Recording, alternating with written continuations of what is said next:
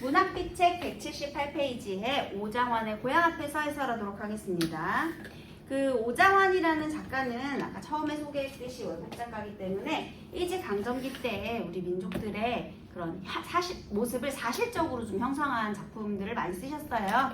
그래서 그런 특징 같이 기억해 두시고요. 얘가 사실은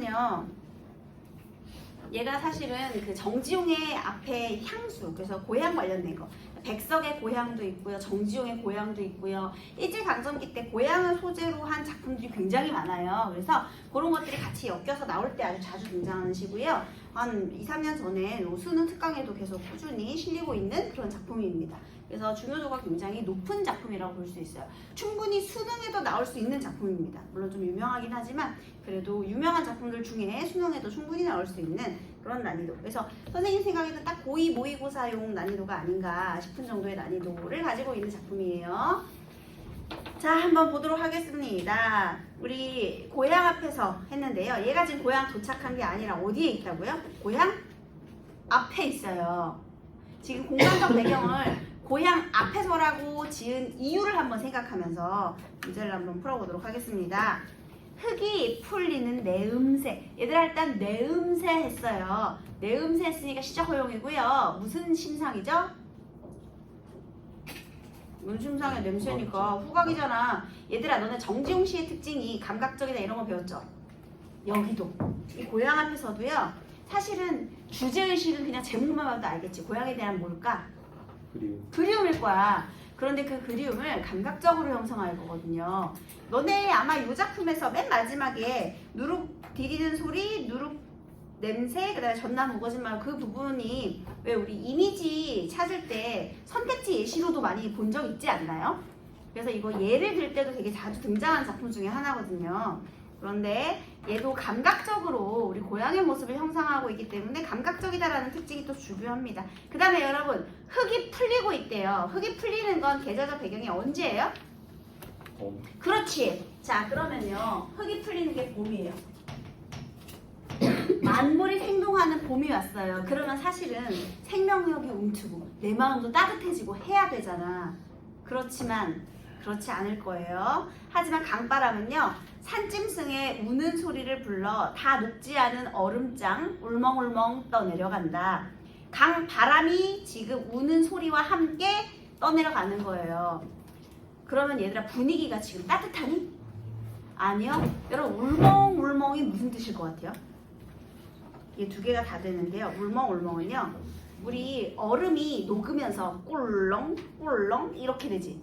얼음이 이렇게 녹으면 물에다가 잠겼다 올라왔다 이렇게 떠내려가잖아요. 그래서 얼음이 물에 떠내려가는 모양도 울멍울멍이고요. 그 다음에 또 어떤 모습이 울멍울멍이죠?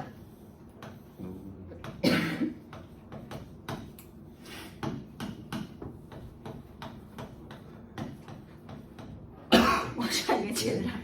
울멍울멍 막 아직 눈물 터지지 않았어요. 그런데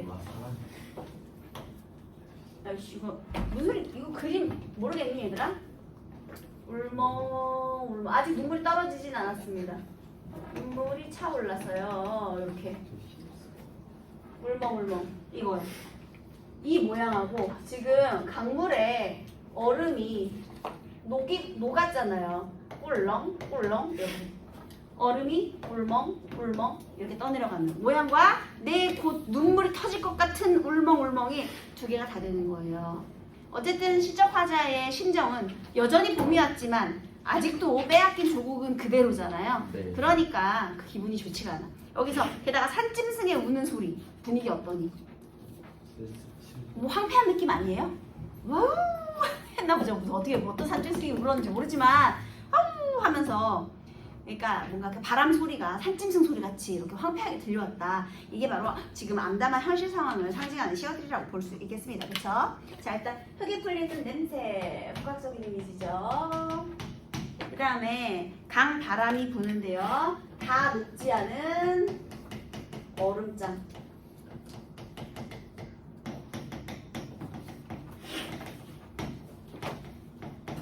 울멍울멍 떠내려가고 있는 그런 상황입니다. 그러니까요 봄의 모습을 좀 쓸쓸하게 드러내고 있다. 이게 중요한 거예요. 여기서 느껴지는 분위기는 이미지는 쓸쓸함이에요. 됐죠? 자, 그 다음에 진종일 나룻가의 성성이다. 으하, 얘 어디에 있어 지금? 나룻가. 여러분 이 공간의 의미를 물어보는 문제가 정말 자주 등장합니다. 고향 앞 나룻가에 있어요. 근데 여러분 나룻가는 어떤 의미가 있는 공간이냐? 항구적. 그러면 사람들이 왔다리 갔다리 하는 공간이지. 만남과 이별, 그 다음에 어딘가로 떠나고 도착하고, 그래서 방황하고, 이런 사람들이 마주치는 공간이잖아요. 그쵸? 그래서요, 이 나룻가라는 내가 만약에 나룻가에서 고향으로 갈 수 있는 고향 앞이니까요. 관문이기도 하고요. 그 다음에 또 고향 사람들이 만약에 그 고향에서 나온다, 그 나룻가를 지나와야 되는 거거든요. 그래서 고향 앞, 지금 이 고향 앞이 바로 이 나룻가를 말하는 거예요. 나룻가는 만남과 헤어짐이 있는 그런 공간입니다, 여러분. 통로의 공간이죠. 나룻가에서 서성거려. 자, 여러분 서성거리는 움직임인데요. 내가 나룻가에서 왜 서성일까요? 우리 고향이 그리워서 나룻가에서 어떤 소식이라도 한번 들어볼까 서성이는 거예요. 그럼 고향에 대한 그리움이 행동으로 표출된 부분이 되겠고요. 행인의 손을 쥐면 따뜻하리라. 여기서 행인의 손, 이 나룻가를 왔다 갔다 하는 행인의 손을 쥐면 따뜻할 것이다 라는 건데요. 여러분 일단 따뜻하다 이 자체가 촉각적 신사이거든요. 아마 이 행인은요, 고향 사람일 수도 있고 아닐 수도 있지만요, 그냥 이 나룻가를 거쳐왔다는 것 하나만으로도 그냥 반가운 거야. 어쨌든 고향 근처 사람이잖아. 너네가 만약에 해외에 나갔어요. 근데 거기에 다 영어만 씨부리는 사람들이 있고, 아니 영어라고 하면 영어는 그래도 그냥 알아들을 수도 있잖아. 좋아, 그럼 독일어 잘하시는 분 있나요? 확 독일어를 막 계속 씨부리는 거야. 귀가 너무 아파. 그런데 어딘가에서 저기 한국어가 들려. 그 자체만으로도 너무 반갑겠죠. 계속 귀가 아팠는데 그 한국어, 게다가 아니면요, 그냥 한국 사람인지 아닌지는 모르겠지만 동양인 자체를 본 것만으로도 반가울 수 있어요. 일본 사람인지 중국 사람인지 알게 뭐야. 그런데 그냥 왠지 그 동양 사람을 본 순간 뭔가 반가운 마음이 들 수 있는 거예요. 해외에 가면. 무슨 소리인지 알겠죠? 그러니까 이 나룻가를 서성이는 이 행위는요, 고향에서 왔을 수도 있고, 또는 고향의 소식을 알려다 줄 수도 있고, 고향 사람이 아니더라도 그저 반가운 거예요. 왜? 내가 너무 기다리고 있으니까. 너무 그리우니까, 고향이요. 그래서 그만큼 외롭고 또 이렇게 촉각을 느끼고 싶은 거죠. 너네 그거 아니? 너네 혹시 양로원 봉사 이런 거 혹시 가보신 분 있나요? 선생님이 또 안 어울리게 옛날에 봉사활동 단체에서 일도 하고 그랬거든요. 안 어울리죠? 동아리 활동 막 그런 거 했어, 대학교 때. 그런데 양로원 봉사를 가잖아요? 그렇게 더듬어. 네? 그러니까 그 할머니들이, 할아버지들은 그렇게 못하죠. 근데 할머니들이 그렇게 더듬어. 그게 왠지 알아요? 온기를 느끼고 싶어가지고. 사람의 온기를 느끼고, 걔네들이라고 하면 안 되죠. 그분들이, 죄송합니다. 그분들이 어디서 이렇게 뭔가 사람과 이렇게 접촉한 적이 없잖아요. 그분들끼리 막 이렇게 접촉하고 그러지 않을 거 아니야. 그러니까 너무 고맙다는 표현을 그냥 어떻게 여기까지 와서 이렇게 힘들게 우리 도와주고 너무 고마워 이렇게 하지 않죠. 꼭 이렇게 비비면서 이렇게 문대면서 아이고 고마워 어떻게 이런 생각을 다 했어 아이고 기특해 그러면서 계속 문대잖아요. 근데 그게 뭐냐면 사람 자체에 대한 그리움, 온기에 대한 그리움 이런 거거든요. 그럼 여기도 마찬가지예요. 그러니까 너네들은 지금 한참 이제 사춘기를 지나왔을 테니까 뭔가 이렇게 접촉 자체가 불편할 수 있어요. 그런데 여러분들이 그래서 이 감정을 느끼기에는 아직은 너무 어려. 근데 왜 행인의 손을 잡고 이 따뜻한 감촉을 느끼려고 하느냐? 내가 그만큼 쓸쓸하고 외롭기 때문에. 흙은 풀렸지만 여기는 아직 차가운 이미지가 있잖아요. 그쵸? 그래서요, 그만큼 그 고향에 대한, 고향 소식에 대한 또는 고향 소식이 그립다. 아니면 그만큼 외로웠다. 이렇게도 볼 수가 있는 겁니다. 그 다음 고향 가까운 주막에 들러. 여러분 아직 고향 갔어요? 못 갔어요? 못 갔어요. 고향 가까운 주막에 들러. 자, 특히 또 주막은 어떤 공간이에요? 주모 한상 내오시게. 여기서 이제 이렇게 잔술 탁배기 한 잔 하는 그런 공간이잖아요. 여러분 여행자들의 쉼터 같은 공간이거든요. 주막이라는 곳은요. 그래서 여기 잠깐 임시적으로 이렇게 좀 쉬어가는 그런 공간인데요. 주막에 들러 누구와 함께 지난날의 꿈을 이야기하랴. 여러분 이거 무슨 법이게요? 서리법인데요. 그러면 지금 함께 지난날의 꿈을 이야기할 사람이 있다 없다? 없다. 그럼 지난날의 꿈은 고향에 대한 뭐 따뜻한 뭐 이런 거겠죠. 그러면 지금 고향이 어떻게 됐을 거야? 이제 이야기할 고향이 없어진 거야. 황폐화됐어. 왜 황폐화됐을까?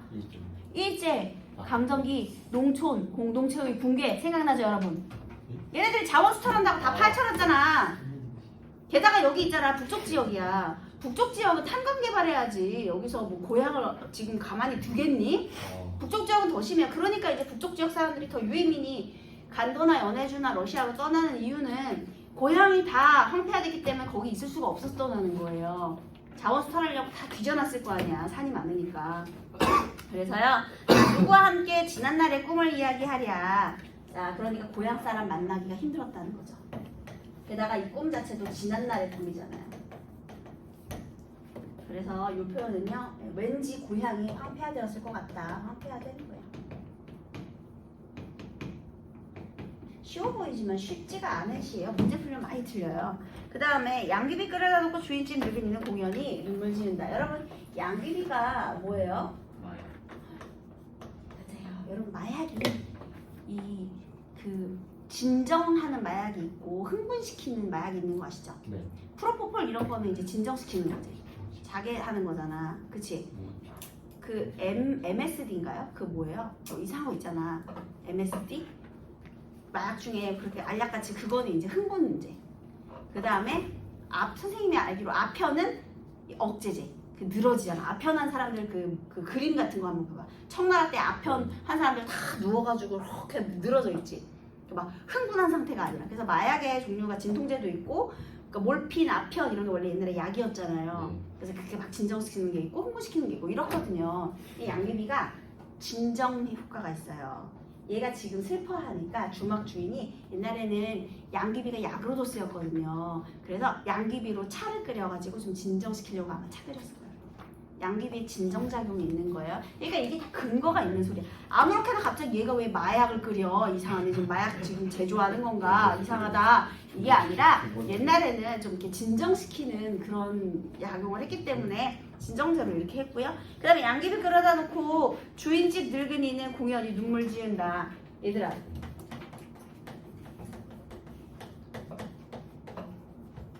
저 새끼는 말이야. 괜히 우리 장사한 데 와가지고 이상한 신세한 타령이나 하고 말이야. 재수 없게 말이야. 이렇게 생각하는 게 아니라요.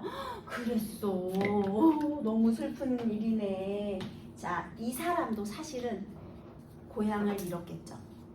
그래서 여기에 있는 눈물은 어떤 눈물의 의미를 가지고 있을까요? 동명. 그렇지. 여기까지 와가지고 주막을 차렸다. 이 사람도요. 원래는 얘들아 그 주막 주인집 늙은이 이 사람도요. 아마 고향을 상실한 사람일 거야. 실향민일 거야. 그러니까 일제강점기 때 고향을 상실한 사람이 한둘이 아니었다는 거죠. 여기 이 주막에 와서 이렇게 신세한탄하는 사람이 얘만 있었겠니? 아니라는 거죠. 그렇게 됩니다. 그래서 지금 둘이 같이 이제 고향을 잃은 슬픔에 대해서 얘기를 하는 겁니다. 그 다음에 간간히 잿나비 우는 산기슭에는 너네 잔나비 있잖아요. 잿나비가 잔나비거든요. 잔나비가 뭐게요? 나비가 아니에요. 뭘까요? 원숭이에요. 잔나비. 잔나비띠라고도 하거든요. 원숭이띠를요. 근데 여러분 우리나라에 원숭이가 많을까? 아니요. 근데 원숭이가 되게 많은 나라가 있죠. 어디? 일본. 간간히 잔나비가 우는 산기슭에는 얘들아 원숭이 어떻게 울어? 끼끼끼 울지 않아요? 그러니까 바람소리가 끼끼끼 이렇게 기괴하게 들리는 거죠. 아직도 무덤 속에 조상이 잠자고. 여러분 우리의 고향의 모습은요. 지금 아직도 무덤 속에 조상이 잠자고 있는 그 우리 산 속에 지금 누가 울어? 잿나비가 우는 산기슭. 어떻게 된 상황이에요? 일본 놈들이 차지해버렸다 이렇게 되는 거죠 여러분. 일본은 상징이잖아. 우리나라에 원숭이가 어딨어. 너네 우리 산에서 원숭이 봤다 이런 거 본 적 있어? 아니요. 어디요. 동물원에 나가야 있지. 우리나라에는 원숭이가 전통적인 동물은 아니잖아요. 근데 일본은 원숭이 엄청 많거든요 여러분. 맞아요. 원숭이가 엄청 많아요. 일본에는요. 자, 그럼 다시요. 간간이 게다가요. 그러니까 만약에 여기서 강아지가 우는 한기스 그러잖아요. 그러면 분위기가 완전 달라지죠. 약간 기괴한 느낌이잖아. 어울리지 않는 게 있는 거잖아요. 어쨌든. 그러니까 어울리지 않는 일본이 지금 여기 들어와 있는 거죠. 그런데요. 간간이 우는 산기슭에는 그러면 여기서도 또 무슨 분위기야? 상냥한 분위기죠. 뭔가 쓸쓸하고요. 그쵸? 그런데 아직도 무덤 속에 조상이 잠자고. 여러분 지금 그런 산기슭의 현실을 뭐라고 드러낸 거예요? 이게 조선의 현실이야 지금. 응? 우리 민족의 현실인데 그럼에도 포기할 수 없는 이유는 바로 뭐예요? 고향을 되찾아야 하는 이유죠. 아직 우리 조상들이 잠들어 있는 우리의 역사가 숨쉬고 있는 물론 무덤같이 안 좋긴 하지만 이 조상이 지금 잠들어 있잖아요. 그러니까 우리 조선의 역사성 이게 바로 되찾아야 할 이유.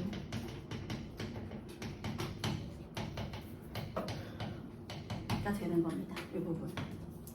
이렇게 황폐화되었고 무덤 같은 현실이지만 그 무덤 안을 들여다보면 우리의 역사가 흐르고 있잖아요. 그래서 요 되찾아야 할 이유가 되는 것이고요. 그래서 설레는 바람이 가랑잎을 휩쓸어 간다. 아마 그냥 읽었을 때 이해가 안 될 거예요. 잔나비가 오는 산기슭이라는 것도 참 이해가 안 되고 무덤에 조상이 잠자는데 설레는 바람이? 설레는 바람? 이건 또 뭐야? 왜 설레? 그 다음에 가랑잎을 휩쓸어가 설레는 바람이? 이게 뭐지? 이해가 안 될 수 있거든요. 자, 왜 설레죠? 되찾아야 하니까 설레는 거야. 아직은 희망이 있잖아. 그치? 그런데 그 가랑잎을 휩쓸어 간다. 아직도 분위기는 어때요? 황량하잖아요. 지금 산기슭의 분위기는 황량합니다. 황량해요. 하지만 왜 설레요? 요 무덤 속에 조상이 잠자니까 설레는 바람이죠. 포기하긴 아직 이르잖아요. 그죠? 네. 그래서요 이렇게 뭔가 쓸쓸한 고향의 모습이 등장하고 있고요. 쟤는 여기저기예요. 여기저기로 떠드는 장꾼들이요.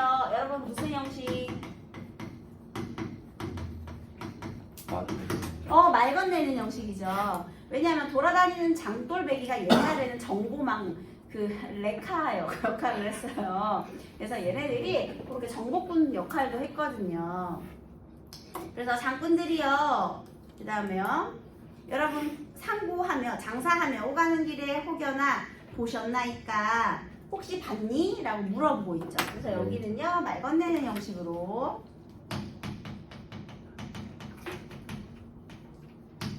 그 다음에요. 전나무 우거진 마을 우리 고향의 모습은요. 전나무가 우거져 있고요. 그 다음에 집집마다 누룩을 디디는 소리 그 다음에 누룩이 뜨는 내음새가 나는 그런 고향의 모습이거든요. 자, 여러분 여기에 이것을 보셨습니까? 되는 거죠. 무슨 법? 그렇지. 그 다음에 무슨 법? 맞춤표가 있죠. 네. 그래서 여운도 주고요. 자, 그 다음에 얘가 이 상상하는 이 고향을 장꾼들아 너네 봤니라고 했잖아요. 여러분 이게 내 그냥 개인의 공간이에요? 그럼 더 구체적으로 자세하게 얘기했어야 되겠지.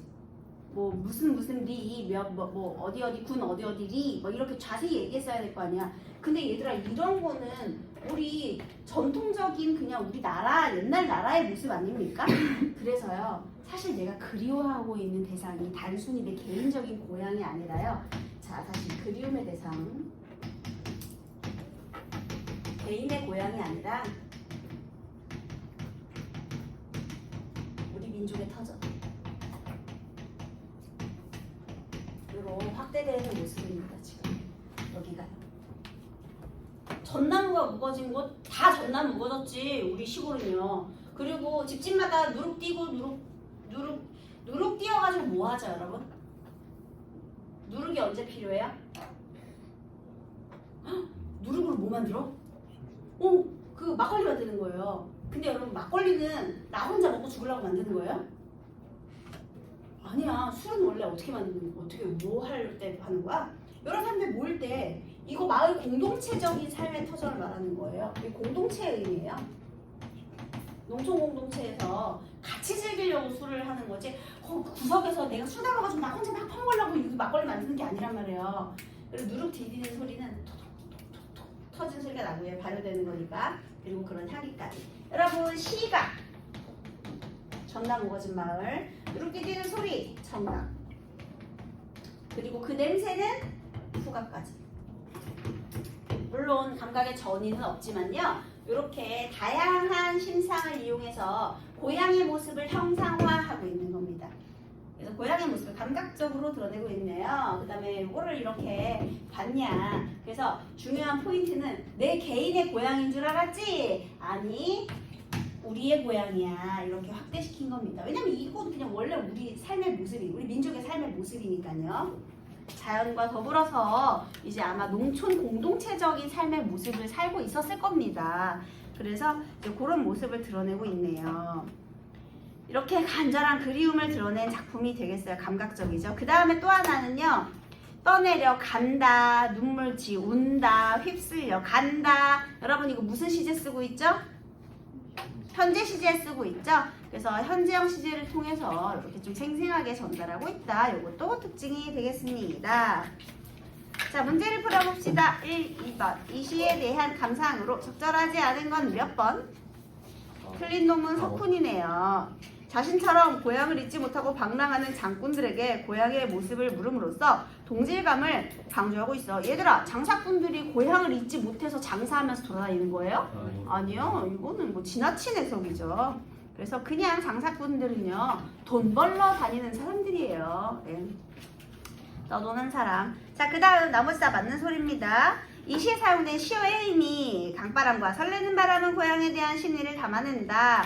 맞는 소리예요. 강바람은 황량한 모습이고 설레는 바람은 되찾아야 할 우리 국토이고요. 자, 그러면 틀린 건 정답은 3번인데요. 행인의 소는 고향에 대한 그리움을 달래주는 소재이며 여기까지는 괜찮아요. 그런데 주막은 고향에 가려고 거쳐가는 겁니까?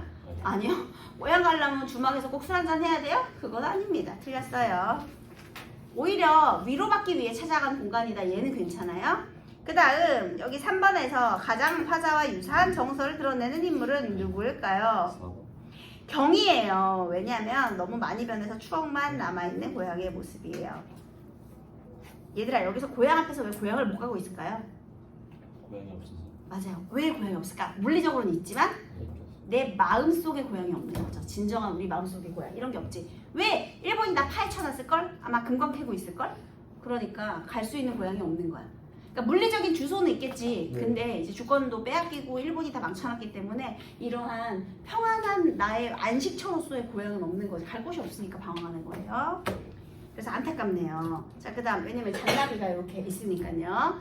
자, 그러면 김기림의 바다와 나비도 같이 해설을 한번 해보도록 하겠습니다. 얘들아, 너네 이거 공간학적 심상 때문에 여기서 엄청 틀리지 않았었니 혹시? 여기 나비어리의 새파란 초생달의 실이다. 이거 공간각인지 아닌지 헷갈려가지고 이거 많이 틀리지 않았어요? 아닙니까? 아니구나. 자, 바다와 나비예요. 아무도 그에게 수심을 일러준 일이 없기에 흰나비는 도무지 바다가 무섭지 않다. 여러분, 흰나비는 일단 흰색이고요. 바다의 깊이를 모르기 때문에 바다가 전혀 무섭지 않은 어떠한 존재일까요? 아주 순수한 존재예요. 너네도 모르면 겁이 없잖아, 얘들아. 네. 그치? 그렇죠. 모르면 겁 없어요.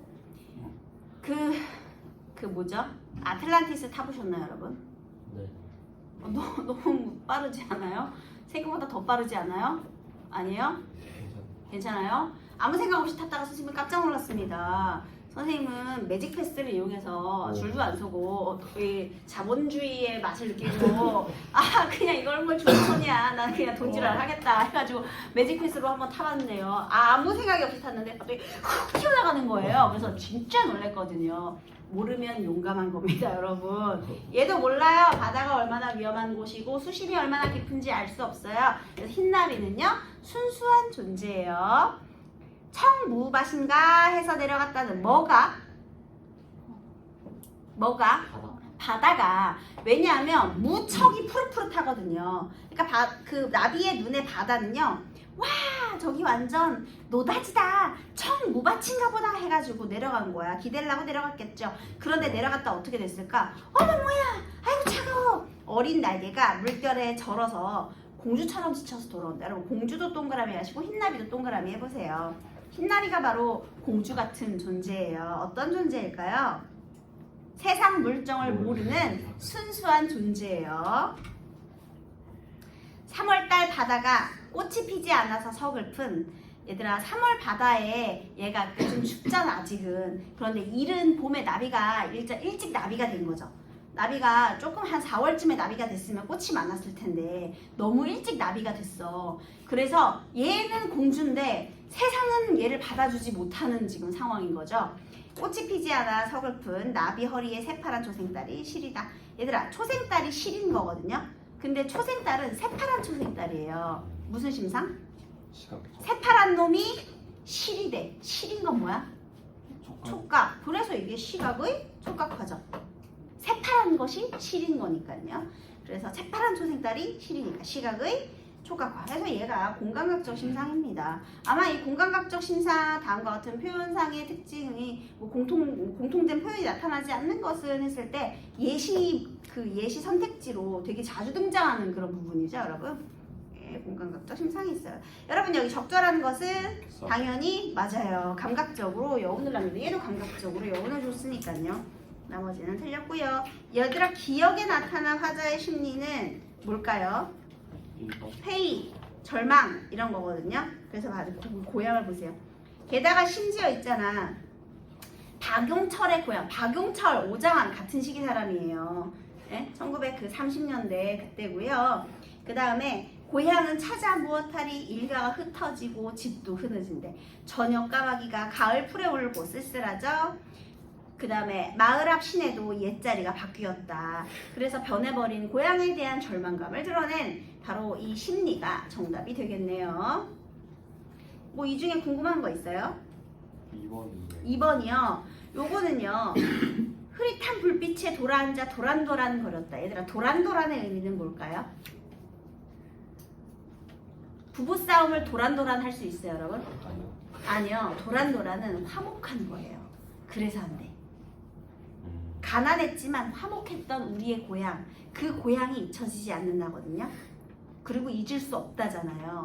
그러면 가난해도, 그러니까 초라한 지붕은 이제 가난해도 하지만 우리 가족들은 화목했다는 거죠. 그러니까 얘는 안 되지. 그 다음에 일제시대 말기 귀향이 불안해질 수 없는 것은요. 결국은 상실한 고향이 빼앗긴 주국이기 때문입니다. 됐나요? 자 다음